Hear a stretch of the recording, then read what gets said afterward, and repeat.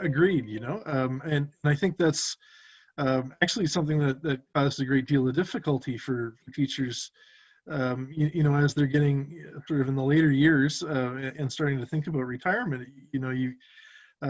You feel this intense pressure, like I'm not able to keep up and do some of these things. For my own educational background, I come from a line of teachers. So my grandfather was a principal, and my father taught in the college system. But Mhm. I was always impressed, because of the nature of what they were doing. It was a horticulture, so everything was hands-on, Okay. and they would build projects in class. They'd build a gazebo, or they'd go out and they'd get samples from diseased trees, and so They were uh, engaged in experiential learning. exactly, before it Yeah. really had a term, right? Yeah. But it sort of expanded my mind of what was possible. And I'm always careful to judge, what others are doing.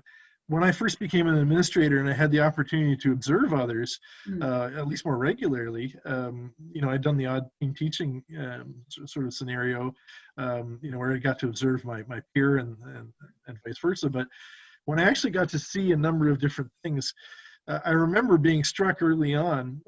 I went into a class that had a very, sort of traditional drill and kill grammar lesson, and I got the pen ready, and I thought, I'm going to write, some comments that I'm not liking this, and then as soon as I saw the student response, and how engaged they were, there was this almost like choral response, happening, and that everyone knew their role and they were happy, to be engaging in this sort of, call and response sort of thing, and it was going back and forth, rapid fire, and I thought, well, there's real learning happening here, like,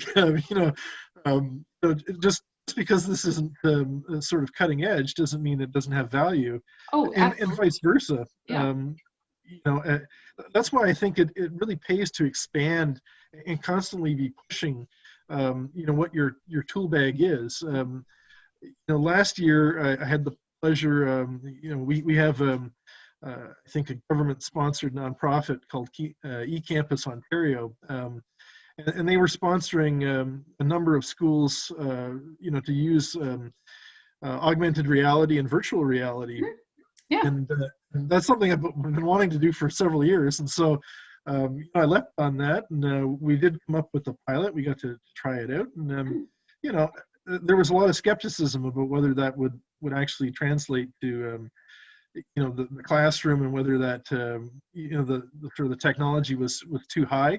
Mhm. And now, I mean, that's quite quaint. I mean, there's all sorts of people putting together virtual tours of museums and things for ESL and EAP classes during COVID, and it's a completely different landscape even 6 months later. Mhm. So. Absolutely.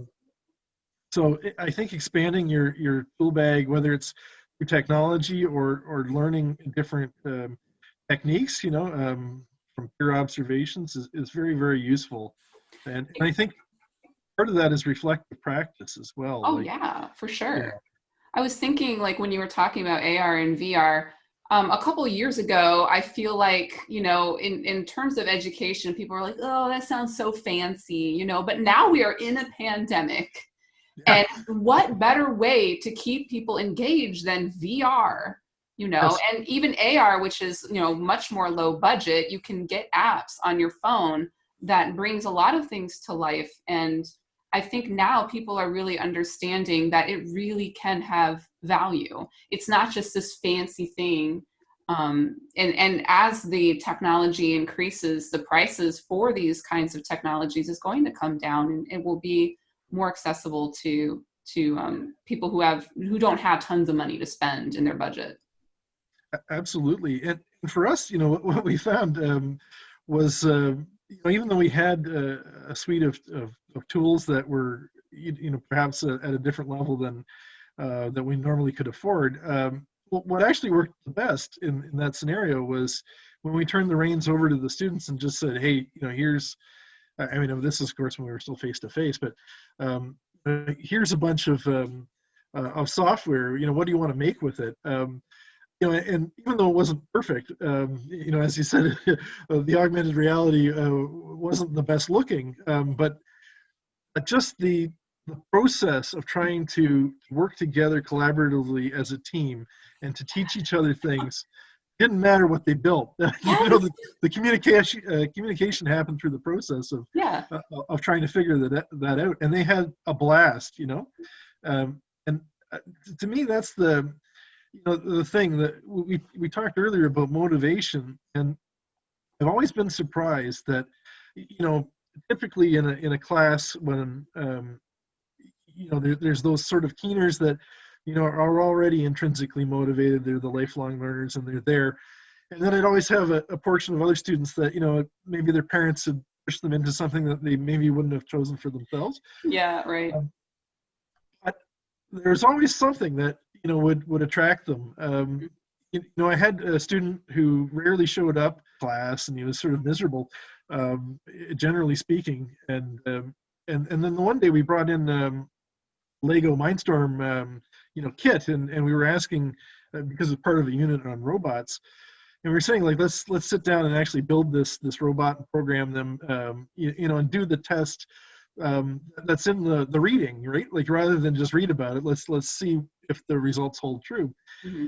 And he was like a completely different person. He was saying, like, I always loved Lego as a kid, and like have this set back home, and and he was able to put it together and so much faster than anybody else in the class.